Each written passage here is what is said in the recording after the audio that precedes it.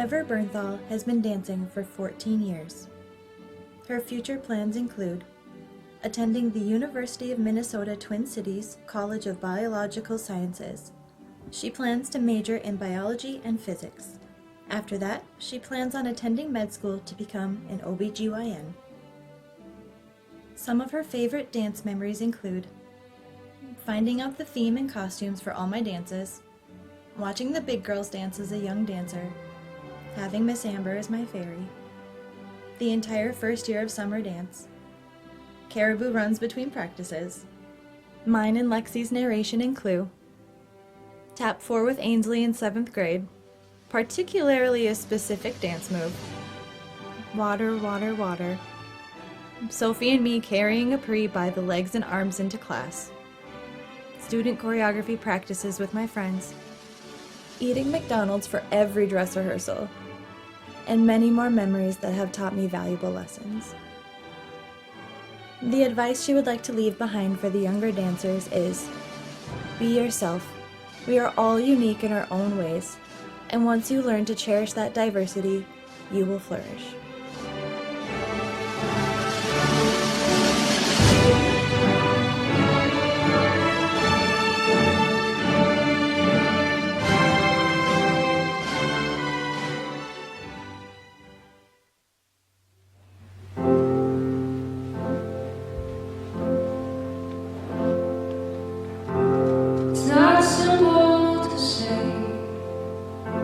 Most days I don't recognize me. These shoes and this apron, that place and its patrons have taken more than I gave them. It's not easy to know I'm not anything like I used to be. Oh, it's true, I was never attention's sweet center. I still remember that girl. She's imperfect, but she tries. She is good, but she lies. She is hard on herself. She is broken and won't ask for help. She is messy, but she's kind.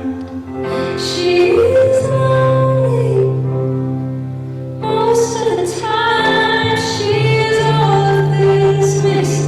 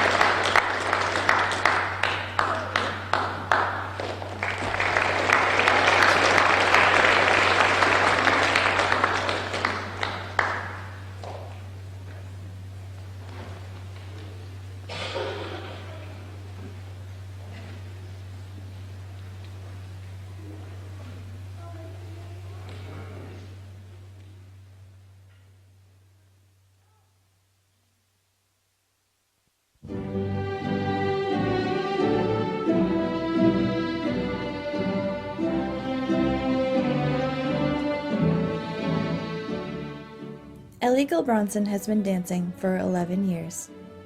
Her future plans include going to the University of Minnesota Twin Cities to get a degree in business.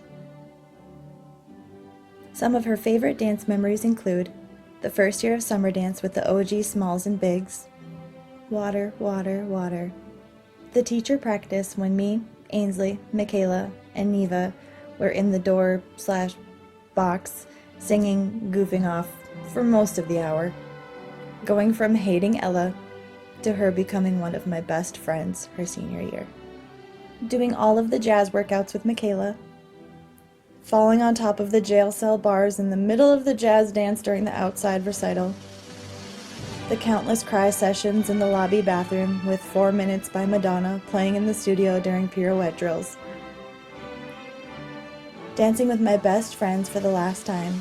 Thank you, Ainsley, Lexi, Ever, Michaela, and Kelsey. I would like to thank Miss Amber and Miss Kaya for helping to shape me, not only into the dancer, but into the person I am today. I appreciate you both more than you'll ever know. The advice she would like to leave behind for the younger dancers is, don't be afraid to be yourself and try new things. Cherish the years you have in dance and the friends you make throughout it. It goes by a lot faster than you think. And when the class is given a correction, always assume you're the one doing it wrong.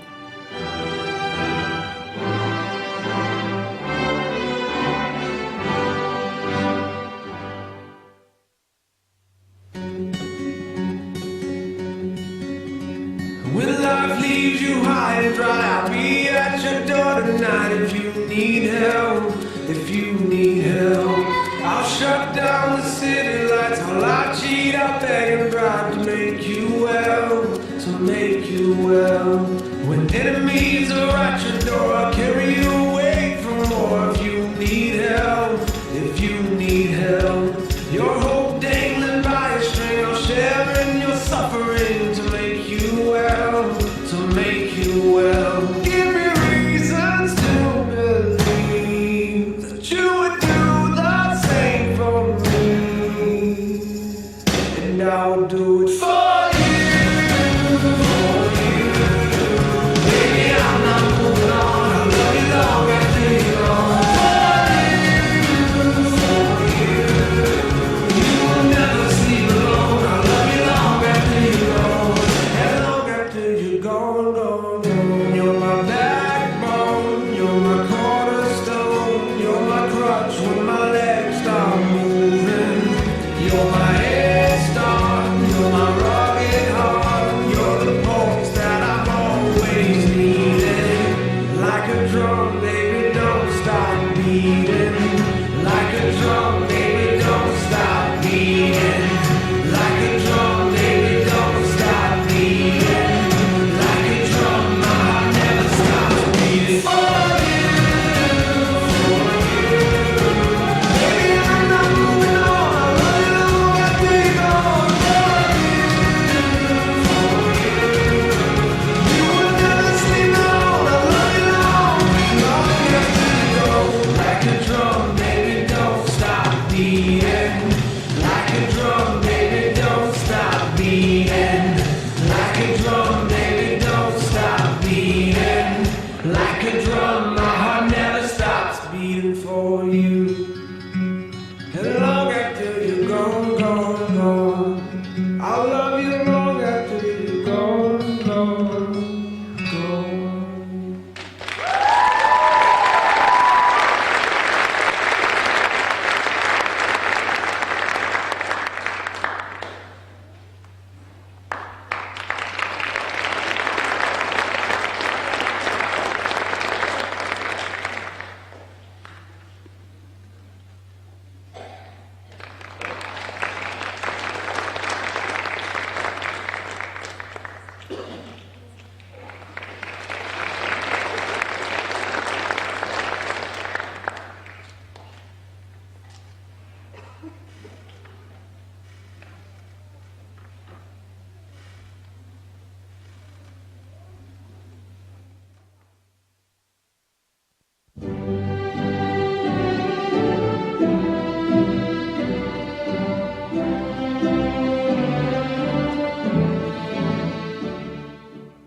Julia Tuchel has been dancing for 7 years. Her future plans include going to Minnesota North Hibbing to get her associate degree in nursing. Some of her favorite dance memories include me, Izzy, and Liliana's trio called Out of This World from Hip Hop, performing in the street in 2020, the Moana dance from Intermediate Modern, and finding some of my lifelong best friends and spending every week with them. The advice she would like to leave behind for the younger dancers is to cherish every year that you spend dancing and every friendship you make. You are not only dancing with friends, but also a family. Always remember to practice at home and point your toes.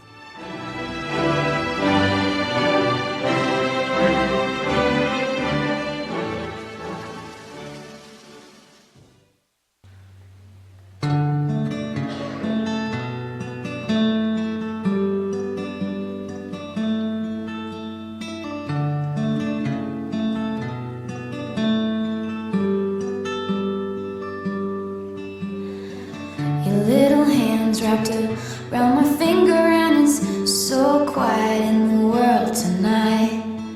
Your little eyelids flutter 'cause you're dreaming, so I tuck you in, turn on your favorite night light.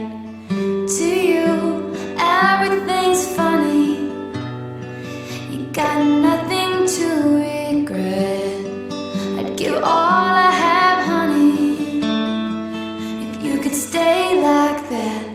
Oh, darling, don't you ever grow up, don't you ever grow up, just stay this little.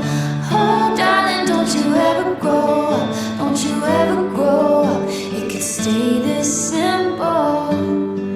I won't let nobody hurt you, won't let no one break your heart. No, no one will desert you. Just try to never grow up.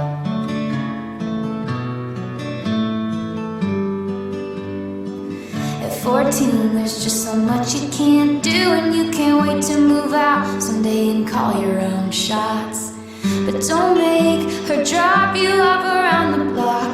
Remember that she's getting older too, and don't lose the way that you dance around in your PJs, getting ready for school.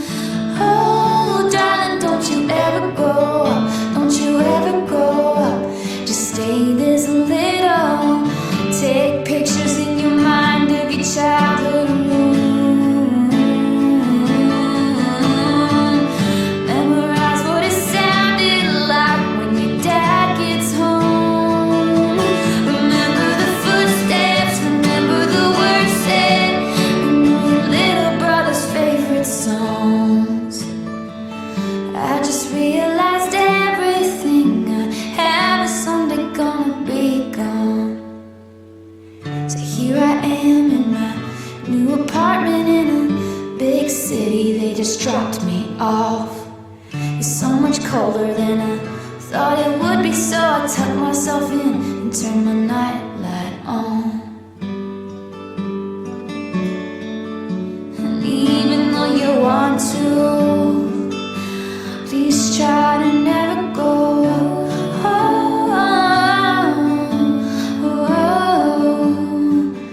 Just never grow.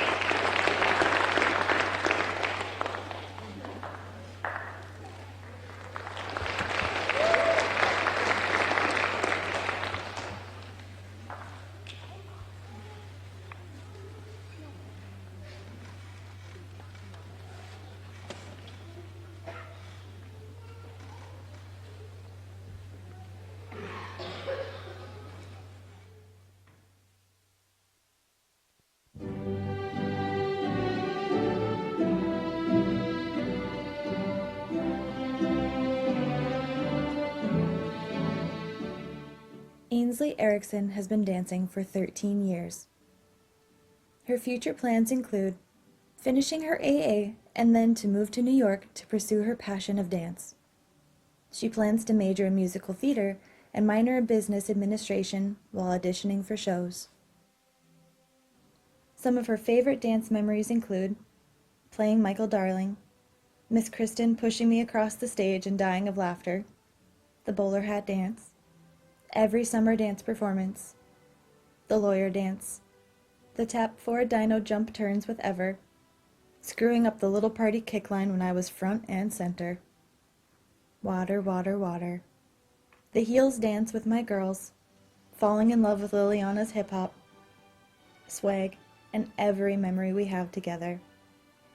The Clue character practices, meeting Maddie and becoming best friends with her, the Easy Street dance, getting to play Aaron Burr, MacDon's trips after dance class, talking with Miss Amber and the girls for hours after practices, every recital week, and just falling in love with the art and sport of dance. Getting to lead teach this year and watching every kid grow as dancers and people. Every Starbucks run with Neva. Singing Olaf Presents during finale and everyone laughing out loud at me. Always forgetting an accessory before I go on stage. Missing my cue for ballet and then going on stage with no ballet shoes on. Miss Amber will never forget. The advice she would like to leave behind for the younger dancers is turn out from your hip, not just your ankle. Point your feet and work through the floor. Arms down with tension. Roll your shoulders back and look up. Perform when you dance. Make them watch you because every single one of you are capable of amazing things. Use your face! And be confident in everything you do. You are going to make mistakes. They do not define you. Take those lessons and learn from them. Forgiveness is the most beautiful gift you can give. Always forgive. Apply your corrections. Always laugh and never stop dancing. I love you all. And to my mom, I want to give a ginormous thank you.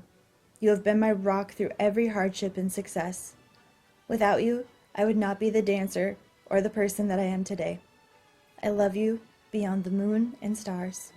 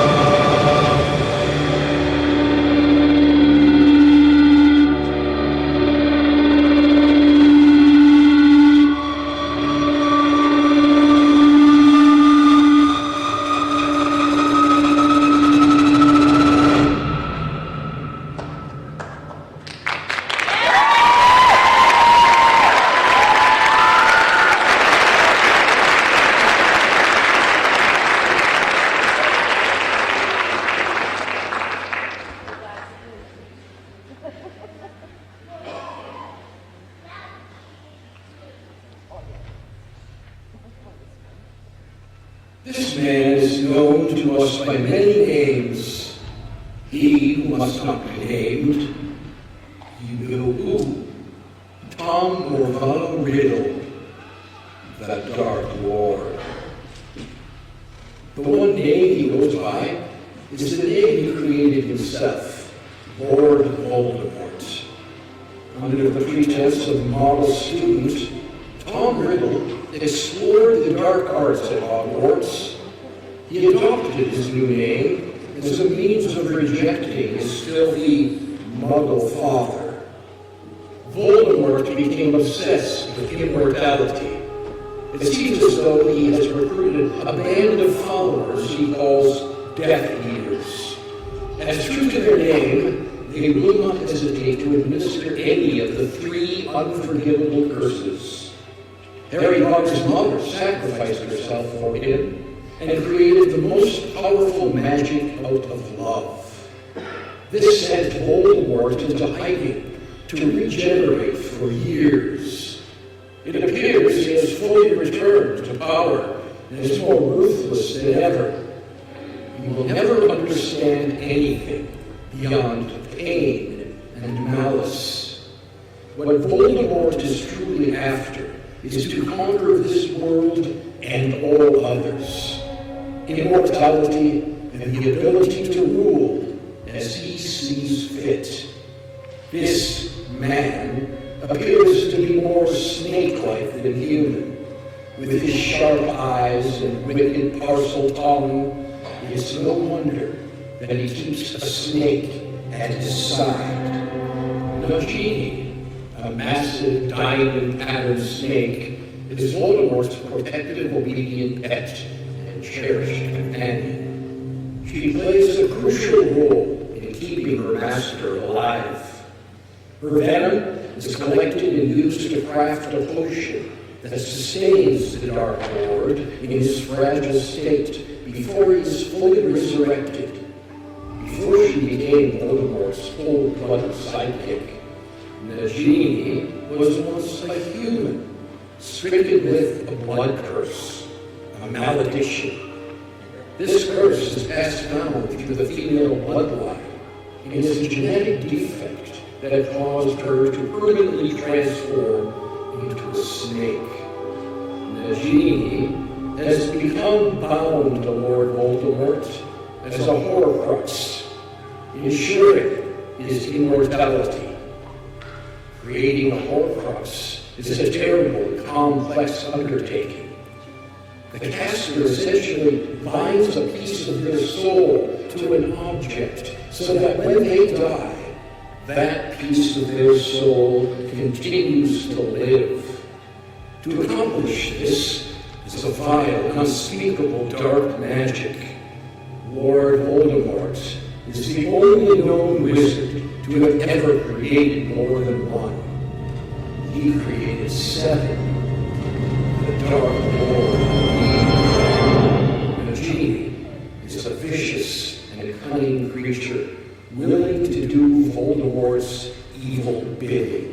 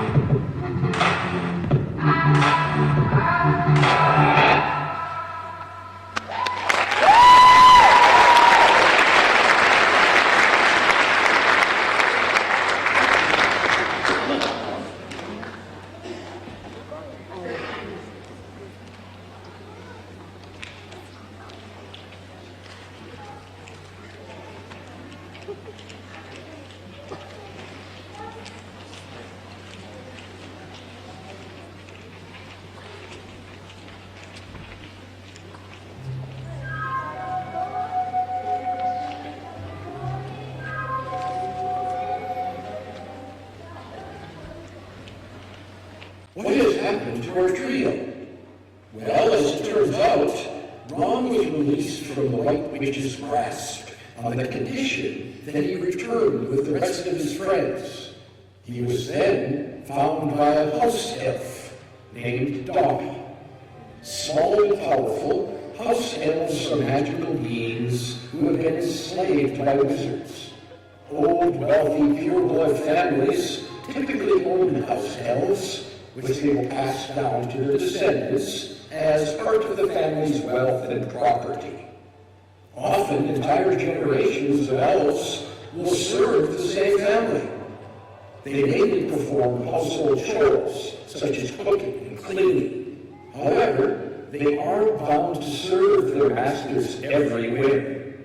Many of these beings face severe cruelty at the hands of their masters. This, sadly, was the case for our dear little Dobby.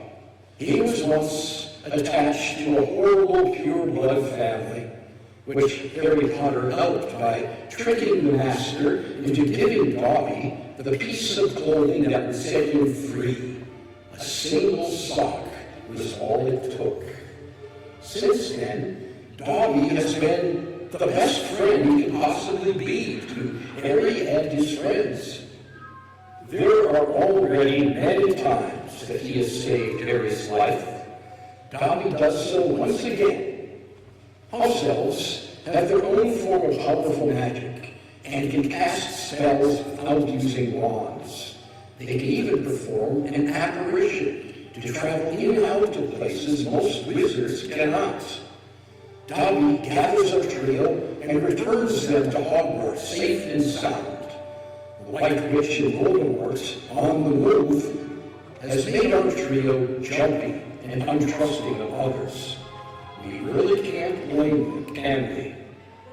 Dobby then brings Ron's twin brothers, Fred and George, to gift our trio with a small item that will keep them from harm. A folded-up piece of parchment. Harry opens it only to realize it's blank. Fred and George reach over to tap the parchment with their wands, chanting, "I solemnly swear that I am up to no good." The parchment then reveals a map, a magical map of Hogwarts that shows where everyone is at every minute of every day.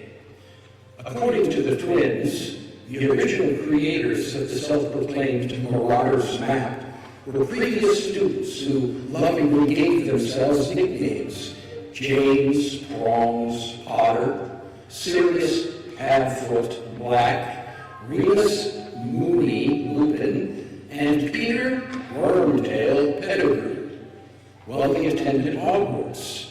This map will definitely come in handy when watching for danger.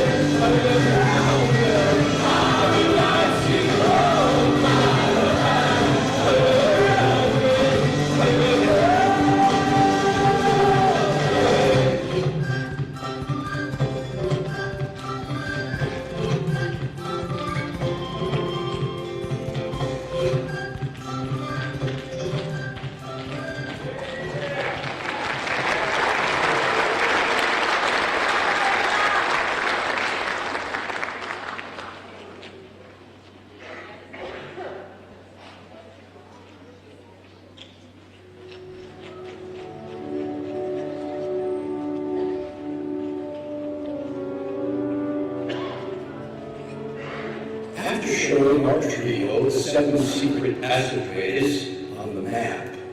The twins then show them how to hide the map. You simply tap the map again with your wand and say, Mischief managed. Otherwise anyone could read it. many of the original marauders are still alive and well today. For the second time in their lives, these few, along with other witches and wizards, have banded together to create a group that will fight the dark forces Voldemort has gathered. This group is known as the Order of the Phoenix. A handful of the Order witches and wizards included are Sirius Black. Sirius, godfather to Harry, is a pure-blood wizard who clashed with his family's ties to Voldemort, Slytherin House, pure-blood elitism, and involvement in the dark arts. These ideals led him to be placed in Gryffindor House. This was how he became acquainted with the group of friends that eventually became the Marauders. Sirius is a powerful wizard, capable of non-verbal magic. Turned himself into an animus in the form of a great black dog, and is one of the few to escape Azkaban, where he was falsely accused and imprisoned. Remus Lupin. Remus was attacked as a child by Fenrir Greyback and has had to deal with the werewolf tendencies since. There is a strong stigma against werewolves in the wizarding world. They are seen as vicious and empty. Our Lupin couldn't be further from this idea. After being accepted to Gryffindor House at Hogwarts, he met the rest of the Marauders, who all turned themselves into Animagi, wizards, to be able to be with him when he changed into a werewolf. Thus, their nicknames. Lupin also taught defense against the dark arts for a term at Hogwarts. He helped the students to learn many defensive spells, which will help in the war against evil and taking down Voldemort. Nymphadora Tonks, bubbly, energetic Tonks, is a metamorphomagus, meaning she can change her appearance, most notably her hair. She was the first to escort Harry to the Order of the Phoenix headquarters. Tonks is often seen as clumsy and has a sassy side to her. Mad-Eye Moody. Alistair Mad-Eye Moody is a seasoned Auror. Auroras are highly trained witches and wizards who work for the Ministry of Magic as law enforcement officials. They are experts in defense against the dark arts and are tasked with capturing and detaining dangerous dark witches and wizards. His nickname derives from the magical eye he received after losing his in one of many battles. This enchanted electric blue eye can swivel 360 degrees and see through anything. This includes the back of his head and even invisibility cloaks. He is known to be a no-nonsense leader who is fiercely loyal and protective. With the help of these and others, the Order of the Phoenix is growing. Our Hedwig has been given a letter from the Order to deliver to the Ministry of Magic. They must be alerted to the bleeding of the worlds. The power of the White Witch and Voldemort combined would be too great to imagine. We must be ready to attack.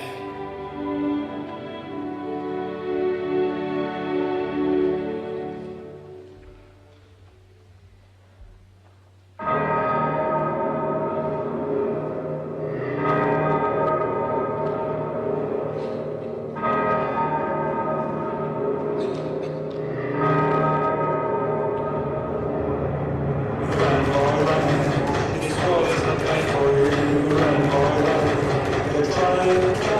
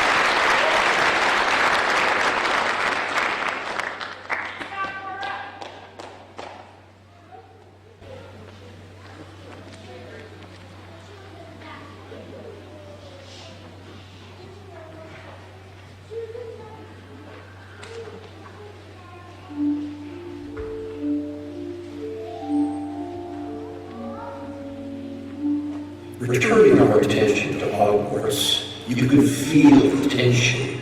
Students and staff realize evil is growing. Even the portraits on the walls seem on edge. The walls and borders of Hogwarts Castle are adorned with decorations, including oil paintings, tapestries, statues, suits of armor, and busts. These often depict famous wizards, scenes of wizarding history, and have magical properties, such as the ability to move and speak. Subjects of paintings can leave their frames and visit other portraits, either within the castle or in another location where the subject has a portrait. This has been a wonderful way to carry information throughout the years. The extent of the personality and interactivity of a portrait is based on the power of the subject and how much time they spent with the painting to teach it to act like them and pass on their own qualities and wisdom. These portraits have helped keep the halls of Hogwarts safe for years. Suddenly, Ron appears. He has the Marauder's map in one hand and his wand in the other. What could he possibly be doing? The White Witch. His curiosity of her has him searching for a way back to Narnia. He's not alone. None of our trio are ever truly alone. Sensing a change in Ron's demeanor since their first trip, they have stuck close and kept a sharp eye on him. Those aren't the only eyes on him. Nagini is spotted sneaking through the halls, following our trio. It appears she intercepted information from the letter Edwig brought to the Ministry of Magic. Nagini is on the hunt for this new world Voldemort can conquer. His power is building, and now he has a way to continue growing the number of his followers through Narnia.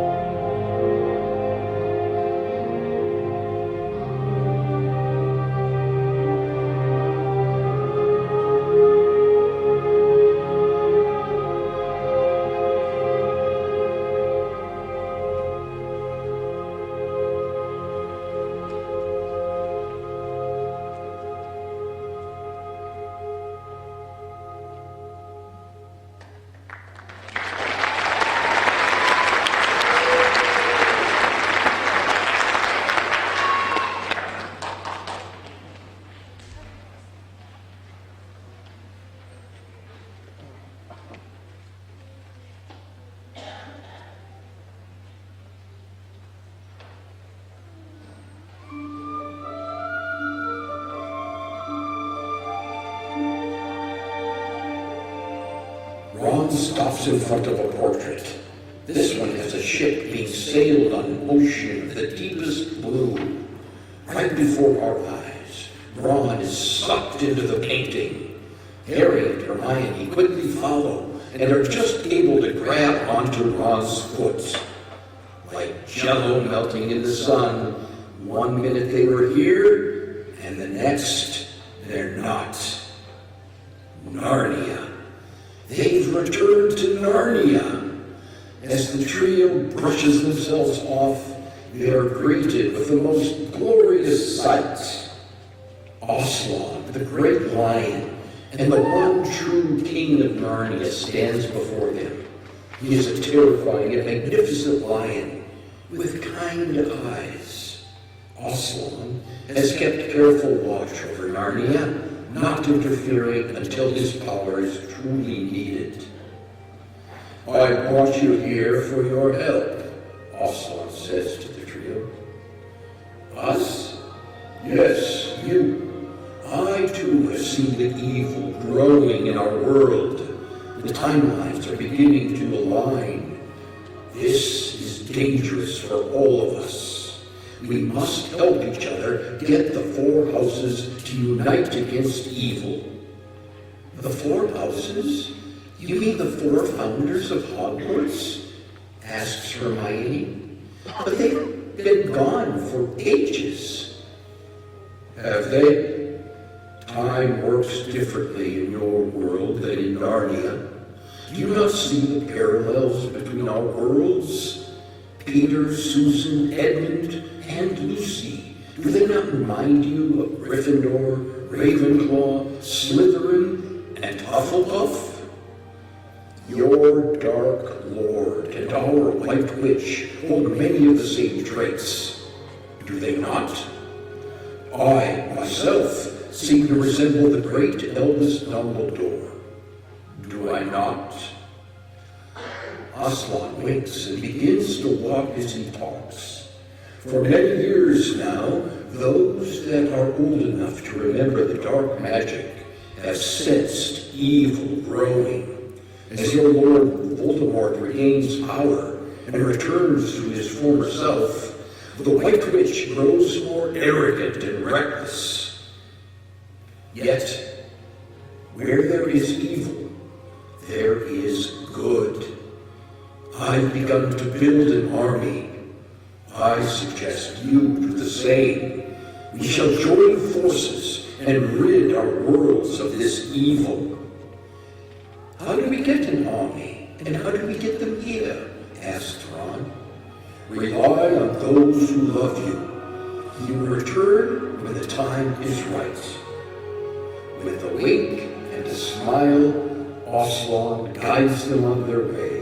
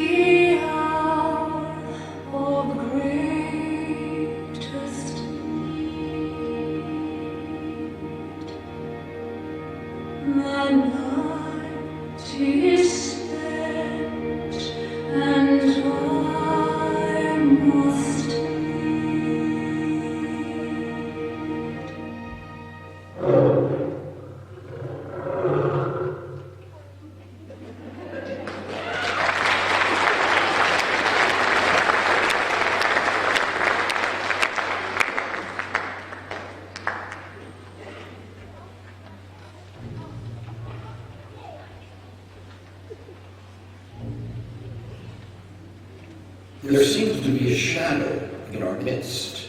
Najib indeed ate her way through the portrait, but another is with her. Bellatrix was strange, as a hand on poor, cowering Dobby. She captured him and used his magic to find our trio. Bellatrix is one of Voldemort's most trusted followers, and certainly his most vicious.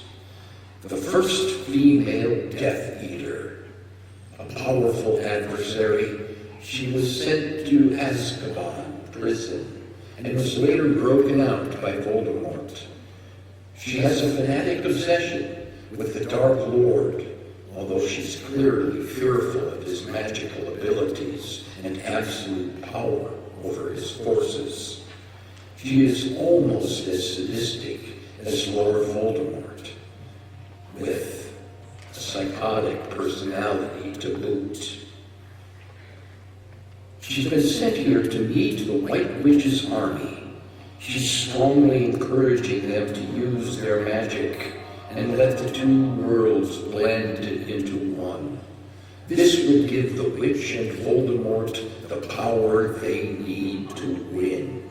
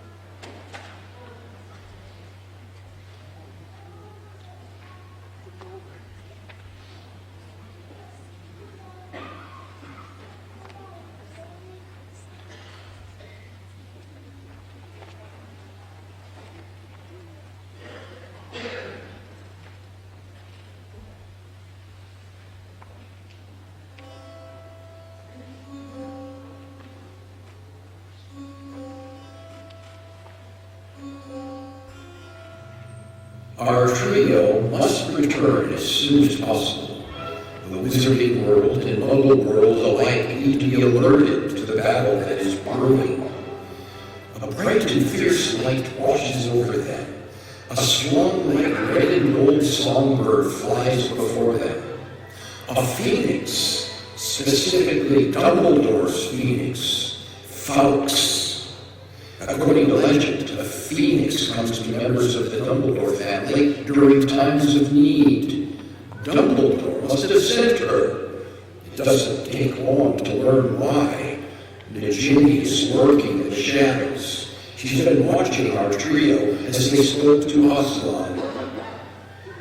In the blink of an eye, Fawkes attacks Nagini, grabs our trio, and disappears in a flash of flame. Fawkes brings them back directly to Dumbledore's office at Hogwarts. Upon returning to the Wizarding World, they can see the Dark Lord has been busy. The school is surrounded by Dementors. These tall, dark, wooded creatures are among the foulest creatures that walk this earth. They feed on hope and happiness, leaving victims with only their worst feelings and memories. Dementors are blind and can only find their victims due to their uncanny ability to sense the emotions of humans in their midst. If given the chance, a Dementor will administer what's known as the Dementor's kiss.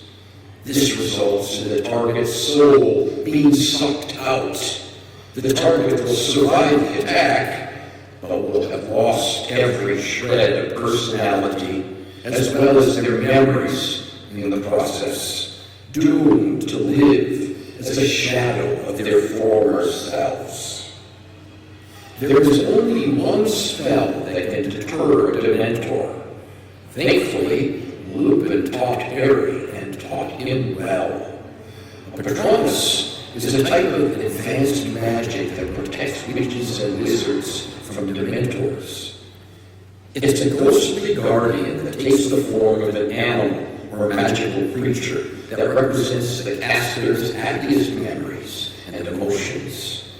Patronuses are a positive force that project hope, happiness, and the desire to survive. Harry's Patronus, just like his father's, is a stag.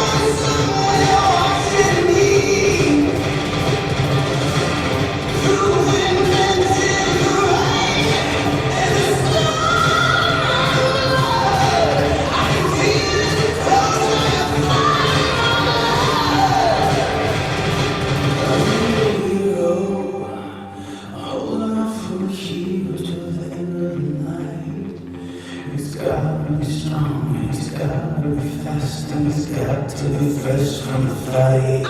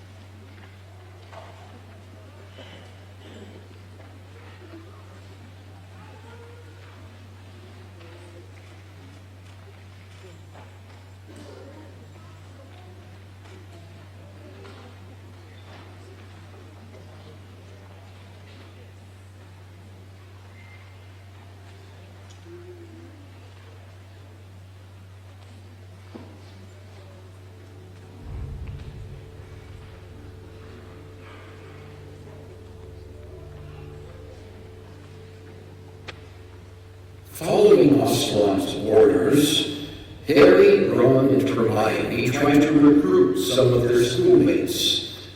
These students have volunteered their services, calling themselves Dumbledore's Army. Neville Longbottom. Neville's parents were tortured to insanity by none other than Bellatrix herself. It's no wonder Neville volunteered to join the army so quickly. Extremely talented in herbology, he also discovers that he can master many defense against the dark arts spells, with a little help from his friends. Neville also steps up to lead Dumbledore's army when our trio is absent to recruit others. Luna Lovegood. Often called Loony Lovegood, she is an eccentric witch known for her unique sense of style and soft-spoken wisdom. Luna has enormous respect for all animals. In return, they trust her and offer their help. She is also the first to believe our trio that Voldemort has returned. Fred and George Weasley. These twins are the older brothers of Ron. They're usually known for their quick wit and humor. Fred and George dropped out of Hogwarts to open their own joke shop called Weasley's Wizard Wheezes. They quickly returned to Hogwarts to stand and fight alongside their siblings and friends.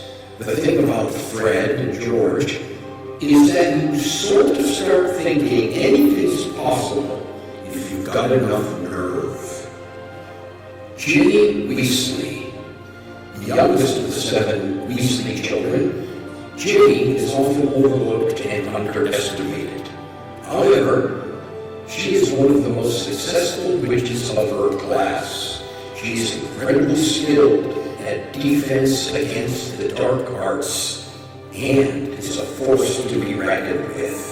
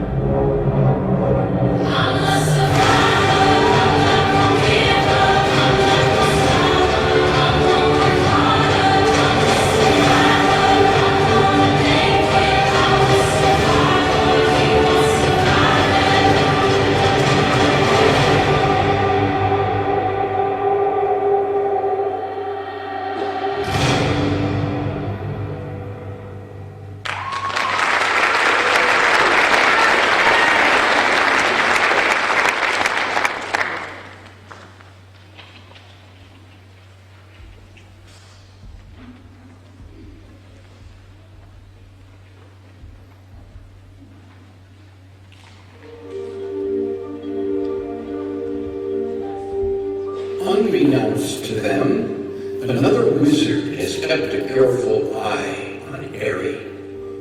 When Sirius first met Harry, he gifted Harry a two-way mirror.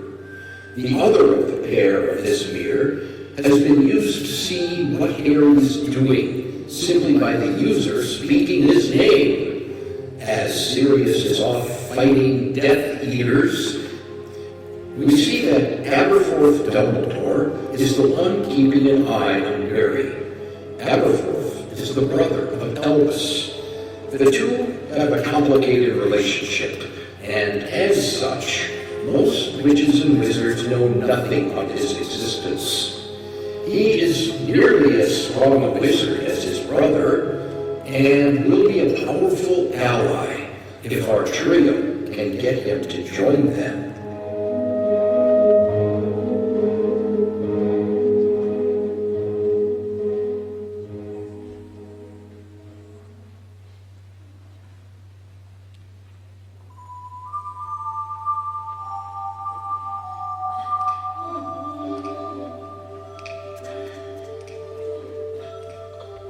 Gonna make a change for what's in my life. Gonna feel real good. Gonna make a difference.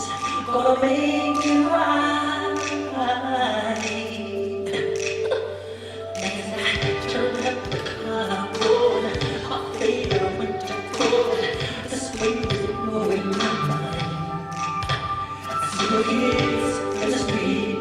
Without enough to eat, will I be lying, pretending not to see their need? I saw us the street eye, a broken bottle top, and one less soul. They follow each other all in yellow. They got nowhere to go. I don't want no one yet to know. I'm starting with some man in the blue. I'm asking him to change his ways. And know my signs for men and good. If you wanna make the world a better place, take a look at yourself and make a change. I'm starting with some man in the mirror. I'm asking him to change his ways. And know my signs for the best and good.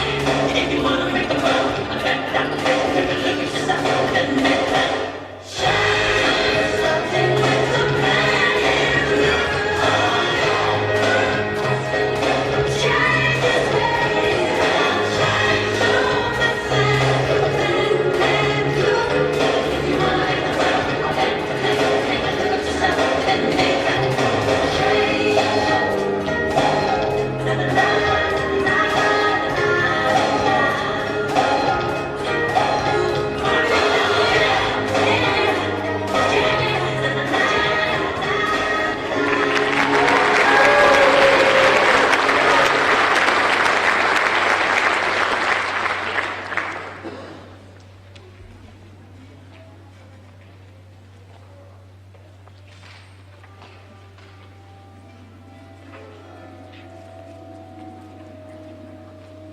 With their numbers multiplying, Harry, Ron, and Hermione know they must get their army to join Aslan's. How would they get to Narnia this time? Aslan said we would return when the time was right, says Harry. Yeah, except time works differently between our two worlds, adds Ron. Time. I have an idea, exclaims Hermione. She pulls out a curious object that hangs on a chain around her neck. This is a time turner, she says. I've used it all year to double my class schedule. A time turner is a small enchanted hourglass that can be worn on a necklace that can transport the user back in time. Dumbledore, as if knowing exactly where they would be and when, comes around the corner. How does he always know? "I need your assistance," he says to Hermione. Dumbledore then tells Hermione that he needs someone to be contacted in the Muggle world to alert them of the evil spilling through the worlds. Not the Muggle world we know now, but one in the past. The Muggle world that Peter, Susan, Edmund, and Lucy Pevensey came from.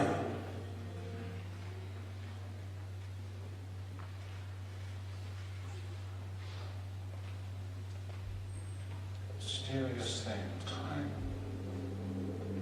Powerful. And when negative, dangerous.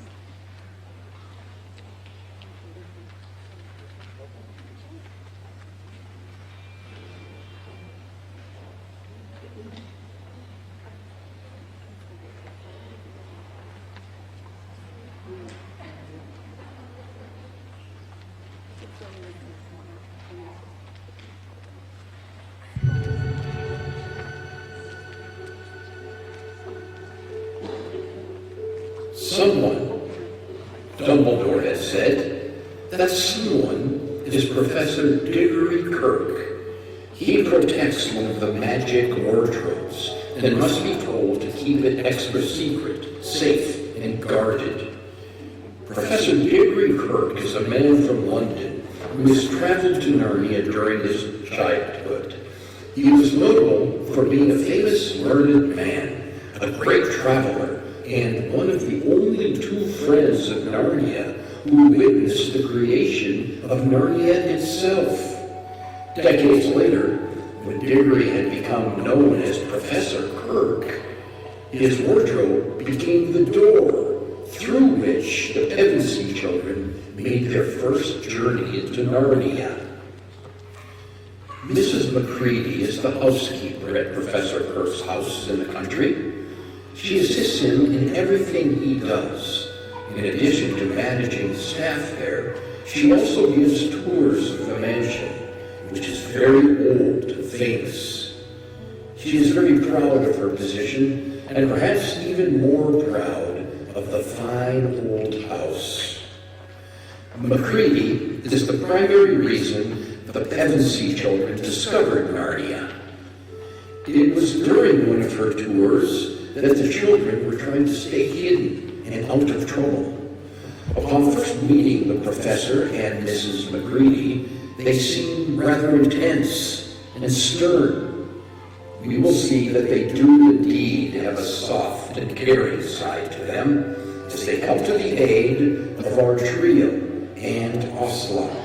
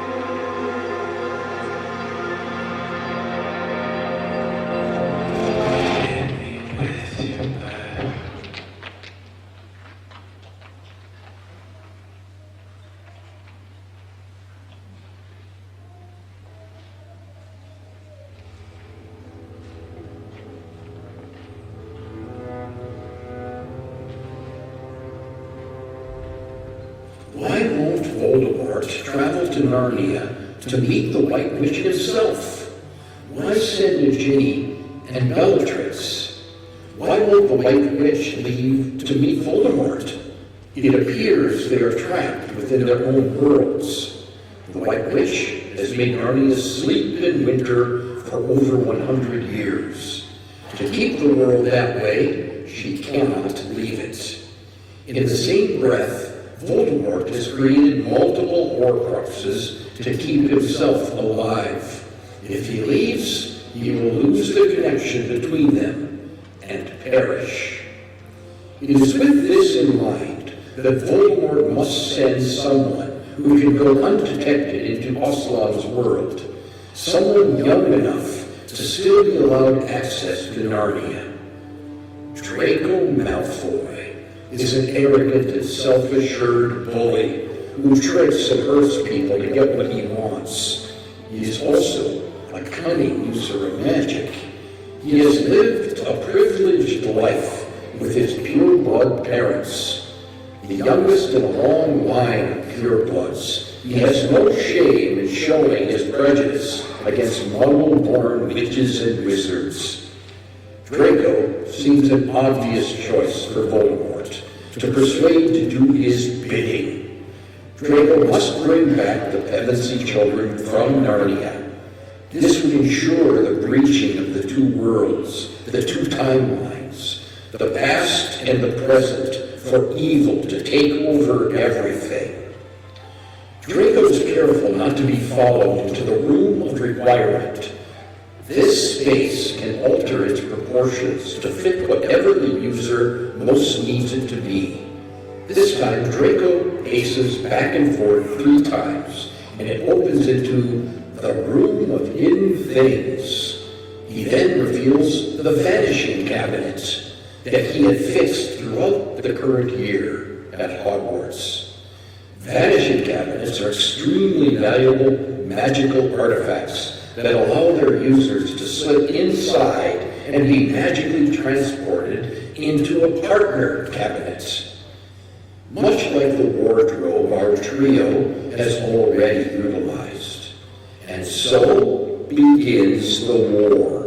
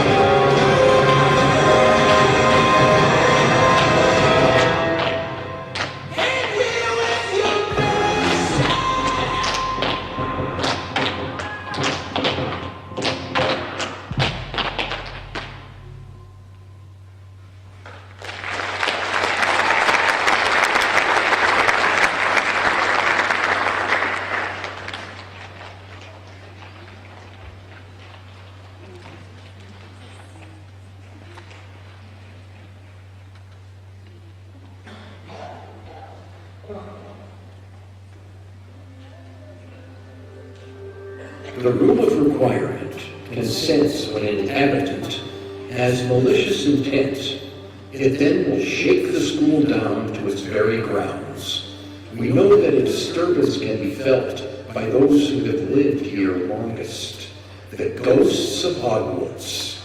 There are rumored to be over 20 ghosts currently living in the school. Each house has a ghost of its own. Gryffindor has nearly headless Nick. Ravenclaw, the Grey Lady. Slytherin, the Bloody Baron. Hufflepuff, the Fat Friar. However, there is a certain ghost who would like to help Harry more than most. Myrtle Elizabeth Warren was a Muggle-born Ravenclaw who made the mistake of looking a basilisk in the eye. At the time of her demise, she was hiding in a bathroom stall, crying, after having her glasses made fun of. She has since been labeled as Moaning Myrtle, due to the fact that she can be heard still wailing from the bathroom. As she was circling the drains, she discovered that Draco had succeeded in his attempts to bring evil creatures back with him from Narnia. She quickly gathers the other Hogwarts ghosts to join her as the first line of defense.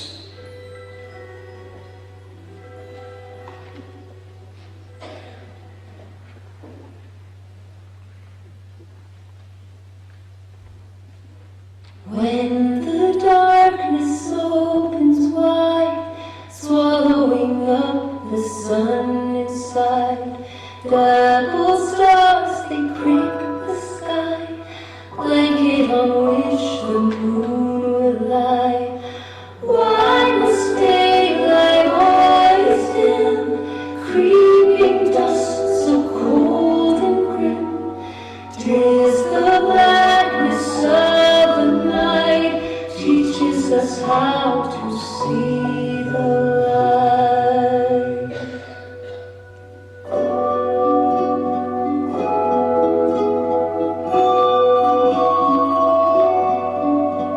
Shadows fall upon the earth, burying secrets in the dirt. All is light, and suddenly everything shifts. Your eyes, they see. Why do shapes look different now? Bitter tones sound sweet somehow. 'Tis the blackness of the night teaches us how to see the light.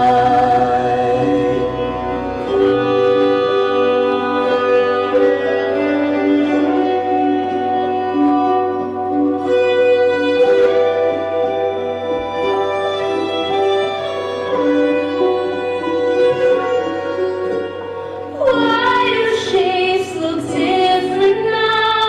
Bitter tones sound sweet somehow.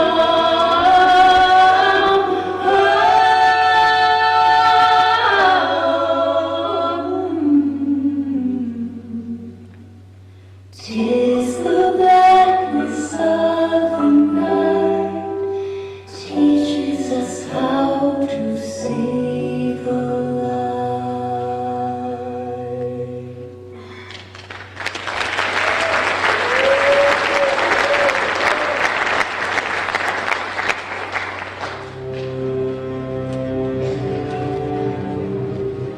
The ghosts have gathered. Our four houses are at odds. Gryffindor and Hufflepuff have joined Aslan and his army. Slytherin was drawn into the dark magic. What about Ravenclaw? As the timelines have overlapped completely, it's hard to tell where one story ends and one begins. It seems as though Peter, Susan, and Lucy all ran to fight at Aslan's side. Once the White Witch realized the immensity of his army's numbers, she found herself leaning into the other timeline, Voldemort's timeline.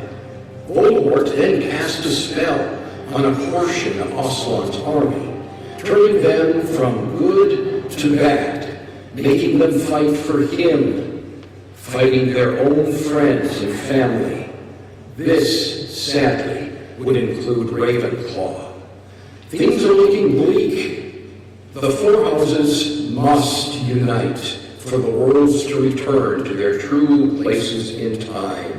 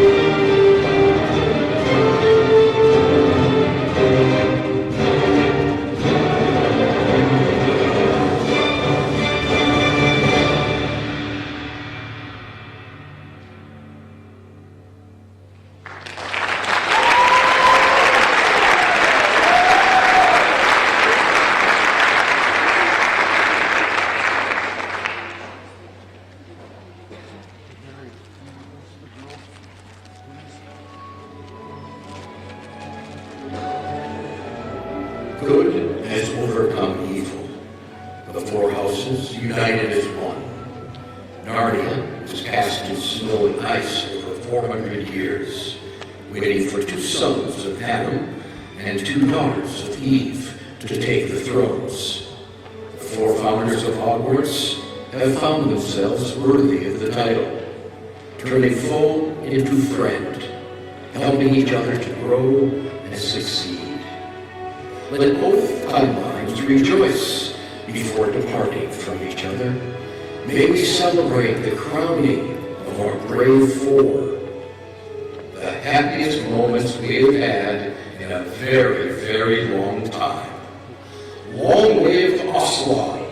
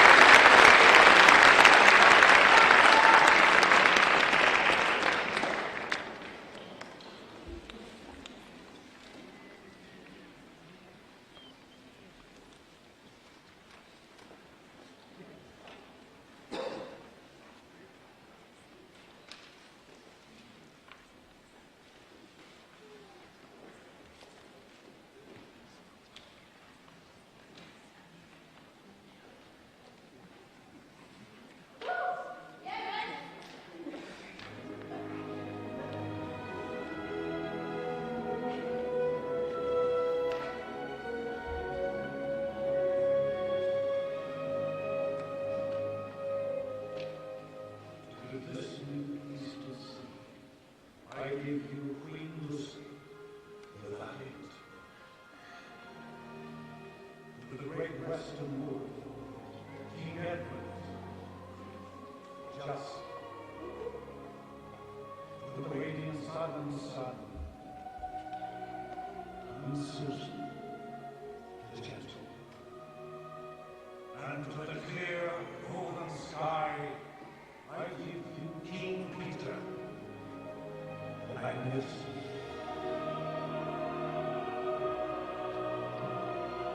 Once a king of the